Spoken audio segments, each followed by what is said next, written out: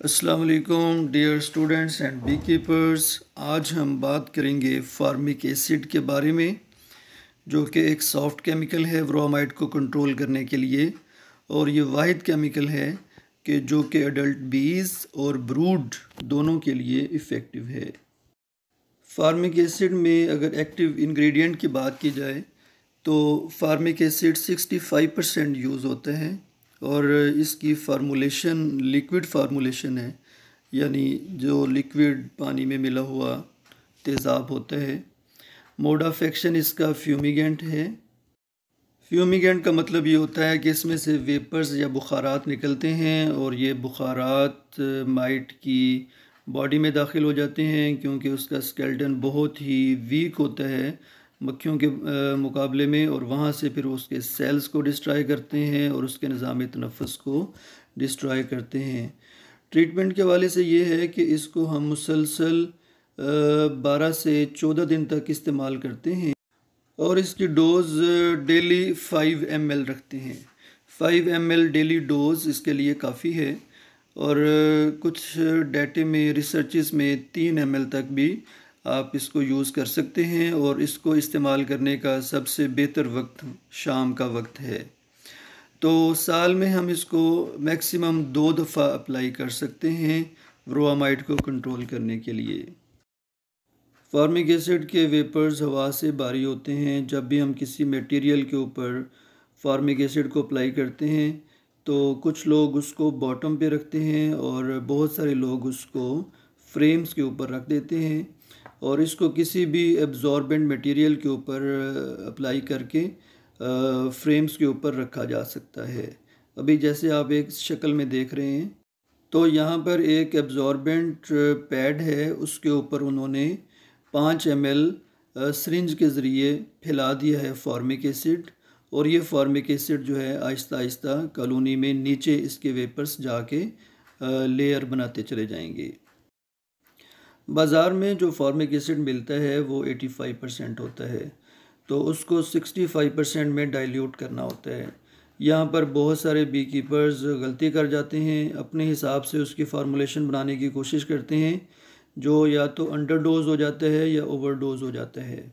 तो यहाँ पर हमने इसको डाइल्यूट करने के 2 तरीके बता दिए हैं।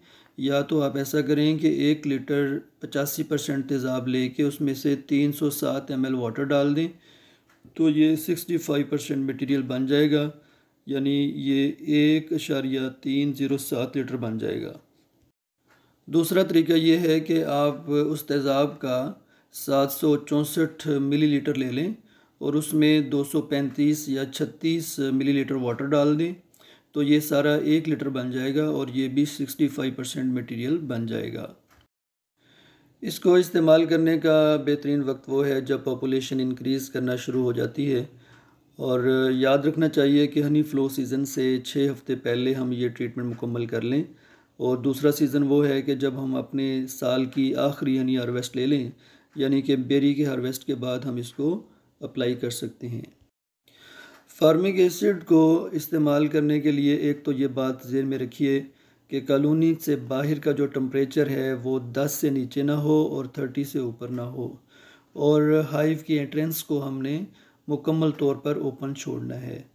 और इसमें कुछ चीज़ें हैं जो एहतियाती तदाबीर कही जा सकती हैं। उन एहतियाती तदाबीर में पहली बात तो ये है कि इसको साल में 2 मरतबा से ज़्यादा इस्तेमाल ना कीजिए, और जब कॉलोनीज़ में हनी की तैयारी हो, आपने सुपर लगाए हुए हों, तो उस वक्त भी आप इसको इस्तेमाल मत कीजिए। और अगर टेम्परेचर 30 डिग्री सेल्सियस से बढ़ जाए तो ट्रीटमेंट को स्टॉप कर दीजिए। फार्मिक एसिड एक नेचुरली डिराइव्ड केमिकल है जो कि शहद की मक्खी के डंग में भी होता है। तो 15 से ज़्यादा साल हो चुके हैं इसको इस्तेमाल होते हुए हनी बीज़ के ऊपर, और अब तक इसकी कोई भी ऐसी रिपोर्ट नहीं है कि माइट में इसके ख़िलाफ़ कोई रेजिस्टेंस आई हो। दूसरा, ये केमिकल बड़े अच्छे तरीके से ब्रूड जो है सील ब्रूड उसमें दाखिल हो जाता है, और सील ब्रूड में रिप्रोड्यूसिंग माइट्स को भी कंट्रोल करने में बहुत अच्छा किरदार अदा करता है। इसके डिसएडवांटेजेस में ये बात है कि ब्रूड की मॉर्टेलिटी मुमकिन होती है, ख़ास तौर पर जो ओल्ड ब्रूड है, और इसी तरह बाज़ औक़ात क्वीन भी किल हो सकती हैं, ख़ास तौर पर जब टेम्परेचर हाई हो जाए। लेकिन पुरानी क्वीन्स जो हैं वो ज़्यादा शिकार होती हैं इस मसले का। तो इसके लिए ये है कि हम लोग इसको उस वक्त अप्लाई कर सकते हैं जब हम पुरानी क्वीन को बदलना चाहते हों और नई क्वीन को इंट्रोड्यूस करना चाहते हों। तो इस वक्त को हम फार्मिक एसिड की एप्लीकेशन के साथ सिंक्रोनाइज़ कर सकते हैं। फार्मिक एसिड चूँकि एक तेज़ाब है तो इसके लिए कुछ एहतियाती तदाबीर ज़रूरी हैं, जैसे कि हम प्रोटेक्टिव क्लोथिंग ज़रूर पहनें, एसिड रेजिस्टेंट ग्लव्स और प्रोटेक्टिव आई वेयर्स का इस्तेमाल बहुत ज़रूरी है। और इसके साथ साथ ज़रूरी तो नहीं, लेकिन अगर रेस्पिरेटर का इस्तेमाल कर लिया जाए तो ये भी एक अच्छी चीज़ है। आजकल तो सारे लोग मास्क पहन लेते हैं, तो आप मास्क को इस्तेमाल कर सकते हैं फार्मिक एसिड की एप्लीकेशन के दौरान, ताकि एप्लीकेटर को कोई नुकसान ना हो।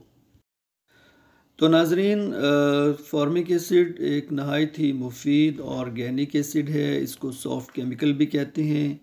इसके इस्तेमाल से केमिकल फ्लूमेथ्रीन और फ्लूवेलिनेट और एमिट्राज और कोमाफास के ऊपर हमारी डिपेंडेंस काफ़ी कम हो सकती है, और इससे माइट को हम अच्छे तरीके से कंट्रोल भी कर सकते हैं, और इसकी वजह से बीज के ऊपर कोई मनफी असर भी नहीं पड़ता। हाँ, इसके लिए कुछ टेम्परेचर की कंडीशंस हैं, उनको हमें ज़रूर मद्देनज़र रखना होता है, और उसके साथ साथ प्रॉपर डोज को इस्तेमाल करना बहुत ज़रूरी है। तो thank you very much for watching this video, और इस तरह की और भी इंफॉर्मेटिव वीडियोस को हासिल करने के लिए आप हमारा चैनल डॉक्टर मोहम्मद आसिफ अज़ीज़ ऑफिशियल सब्सक्राइब कीजिए और बेल आइकान को दबाना मत भूलिए। और फीडबैक के लिए आप मेरा ईमेल और सेल नंबर यूज़ कर सकते हैं। अगली वीडियो तक के लिए अल्लाह हाफिज़।